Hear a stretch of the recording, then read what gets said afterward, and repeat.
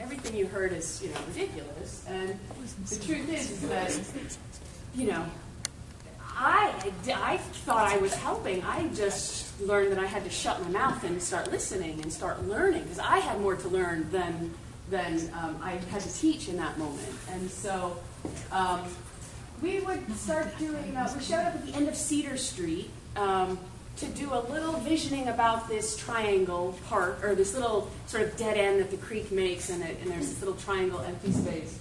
And literally we brought donuts and a whiteboard, and people kind of started coming down to the neighborhood. We went and knocked on everybody's doors, and they started coming down like, what would you want here at this little stubby park? So pretty soon, one of the people said, well, we're all standing around talking. We might as well clean up the little corner lot. So somebody ran back to their house and came down with a big wheelbarrow full of tools and rakes and brooms, and it was like, okay. So, that just bred. And suddenly there was 35 people standing there, and we cleaned up the whole bike path, and we mowed down all the weeds. There's Alex. And it was such a beautiful moment, and I was like, oh my God, I'm moving to Compton. I love this. And we had such a great time, and it was just all of the little bikes, everybody just sort of showed up and started pulling weeds, and I really felt like something's happening here. And they're like, really? We could put something here? And some of the elderly ladies on the street, like, I could plant a rose bush here? And it was really powerful. We worked a lot on the bike path, all of these one-off things that we were sort of, any time something was happening, we just tried to sort of insert ourselves in it. But this idea of talking about the environment, and the more talks I did in Compton to the kids, the more I realized there was this big disconnect. And I was from an environmental group, and these little kids would say, oh, there's no environment here, but I visited it. Because that's the environment, right? Trees and green stuff and some plants. So the environment lives in the mountains, is what I kept hearing over and over again. Because this is my environment, the kids would say. So there was this, okay, nice giant lady, keep talking, but, what are you telling me? So this idea of defining, we had to go back to the drawing board and throw out everything. We had to define the environment. There's a natural environment, yes, that's true, but there's also this built environment that we have to deal with. And so we have this idea that environment is the circumstances or conditions that surround one, your surroundings. So this combination of external that influence growth and development and survival of our communities. Environment is a very complex social and cultural condition. So when you've got this dictionary definition on the environment, it doesn't really apply. So we realized that we had to back up. We couldn't, when I went into City Council to do Earth Day, I was like, well, I'll just look up in the yellow pages all of the environmental groups that surely are already operating in Compton, Your search. And it was a short list in the phone book.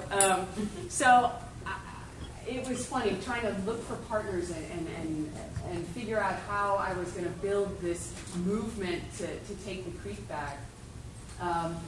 But what was firmly implanted, and this is work that Trust Republic Land did, the Los Angeles neighborhoods of South Central, the city's second highest poverty rate, the highest share of children, and the lowest access to nearby park space, receives half as much per child park funding as the affluent West Los Angeles.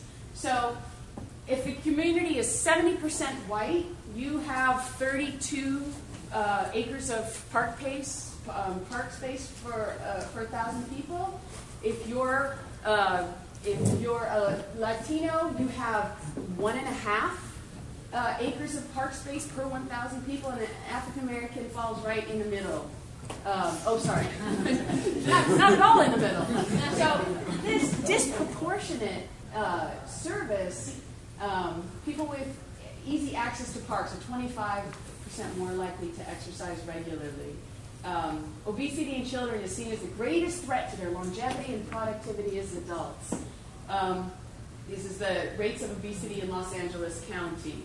And I realized that the park bar graph was a direct inverse of the health bar graph. And so that was startling.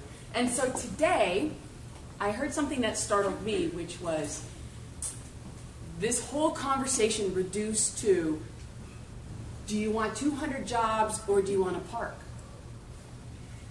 And that was disturbing to me because we have now made it an either or.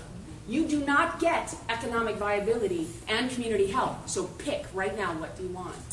And so that's why I wanted to come back around to this idea that in order to get to community health, you have to start with community environments. And there's lots of things working in that environment. Environments are complicated.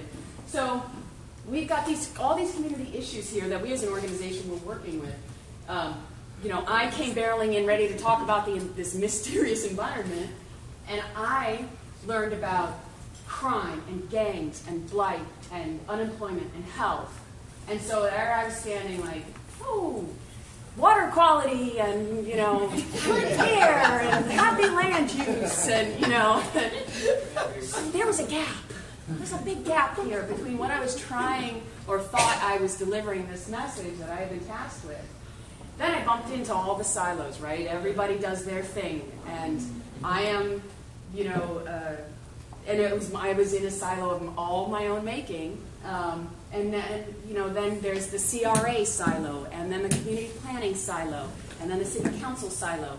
And so all of these things were resulting in some dysfunctionality. So this litter law is strictly enforced. Not so functioning.